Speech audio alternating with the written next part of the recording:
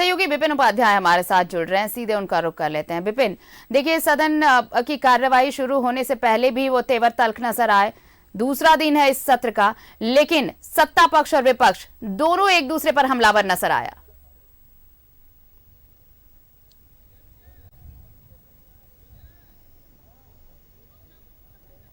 विपिन, क्या मेरी आवाज मिल रही है आपको?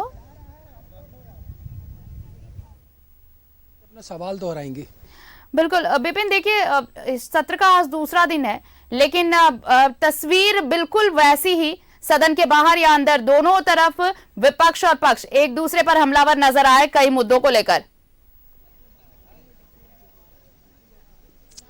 जी देखिए, शीतकालीन सत्र का दूसरा दिन था और सदन की कार्रवाई से पहले सदन के बाहर बीजेपी के द्वारा ईडी के समन के बावजूद मुख्यमंत्री के द्वारा पूछताछ में शामिल नहीं होने के मुद्दे पर मुख्यमंत्री के से इस्तीफे की मांग बीजेपी ने की है और साथ ही साथ जो 4 साल का कार्यकाल है हेमंत सोरेन का, उसकी सीबीआई जांच की मांग बीजेपी ने करी है सदन की कार्रवाई से पहले। और साथ ही साथ झारखंड मुक्ति मोर्चा ने भी सदन के बाहर केंद्र सरकार की तरफ से जो वन अधिकार अधिनियम में संशोधन किया गया है उसके विरोध में अपनी आपत्ति दर्ज कराई गई है प्रदर्शन के माध्यम से। उसके बाद जब सदन की कार्रवाई शुरू हुई तो सदन के अंदर नेता प्रतिपक्ष अमर बावरी ने अपनी बातों को रखा और जब शोर शराबे के बीच प्रश्नकाल शुरू हुआ और जिस तरीके से विधायक प्रदीप यादव ने जो अल्पसूचित प्रश्न में जो मेंशन सवाल था उससे इतर जाकर जब जो एटीआर सदन में शुक्रवार को पेश हुआ था उसमें जो जातिगत जनगणना को लेकर सरकार का जवाब था उस पर सरकार से जवाब मांगा और जब संसदीय कार्य मंत्री ने कहा कि सरकार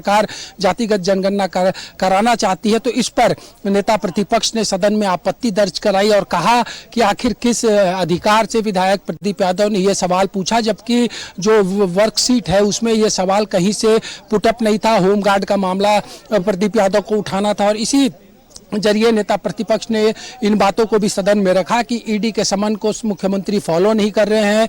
धीरज साहू के कैश कांड का मामला उठाया गया जिस पर स्पीकर ने साफ तौर पर कहा कि क्योंकि धीरज साहू विधानसभा के सदस्य नहीं है इसलिए उन पर इस सदन में चर्चा नहीं हो सकती। और ईडी पर भी स्पीकर ने कहा कि ये ईडी का मामला है, इसको सदन में नहीं लाना चाहिए। और जिस तरीके से सदन के अंदर हो हंगामा बरपा, लगातार जो बीजेपी के विधायक हैं वो वेल में खड़े होकर मुख्यमंत्री ईडी के समक्ष हाजिर होकर नारा लगा रहे थे और इस हंगामे के बीच 2 प्रश्न भी सदन के अंदर आए। होमगार्ड का मामला था और जो पलामू में वज्रपात के दौरान जो मौत हुई थी उसमें मुआवजा का मामला था। लेकिन इसके बावजूद जब प्रश्नकाल के दौरान सदन के अंदर हो हंगामा और शोर शराबा जारी रहा तो इसको देखते हुए विधानसभा अध्यक्ष ने सदन की कार्रवाई को 12:30 बजे तक के लिए स्थगित कर दिया। लेकिन जो तेवर बीजेपी ने दिखाए, चाहे विधायक डुल्लू महतो की बात करें, उन्होंने धनबाद के एसएसपी के कार्यशैली पर बड़ा सवाल आज एक बार फिर से खड़ा किए। उन्होंने कहा कि कोयले की लूट को संरक्षण धनबाद के एसएसपी दे रहे हैं। सदन के बाहर ये वक्तव्य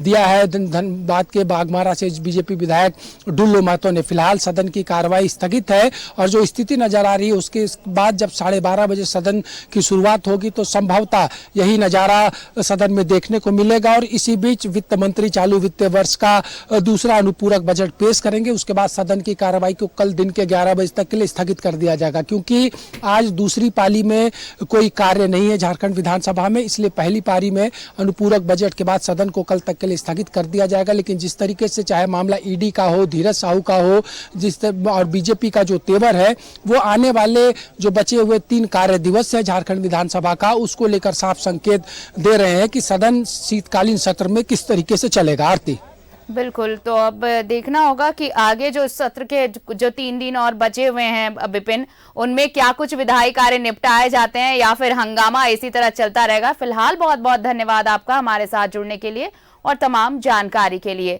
तो झारखंड विधानसभा का शीत सत्र और गर्माहट नजर आई। ये शीतकालीन सत्र है लेकिन गर्माहट ऐसी से कि सदन के बाहर भी हंगामा होता रहा, सदन के अंदर भी, और शोर शराबे के बीच सदन की कार्रवाई स्थगित की गई है 12:30 बजे तक के लिए। और आपको बता दें कि विपक्ष ने सत्ता पक्ष को जहां घेरने की कोशिश की वहीं सत्ता पक्ष भी हमलावर नजर आया केंद्र की नीतियों को लेकर झारखंड में।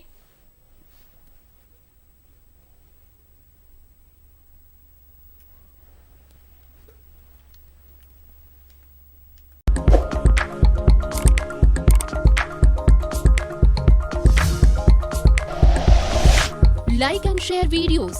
सब्सक्राइब करें हमारा चैनल और प्रेस करें बेल आइकॉन। न्यूज़ 11 भारत, सच है तो दिखेगा।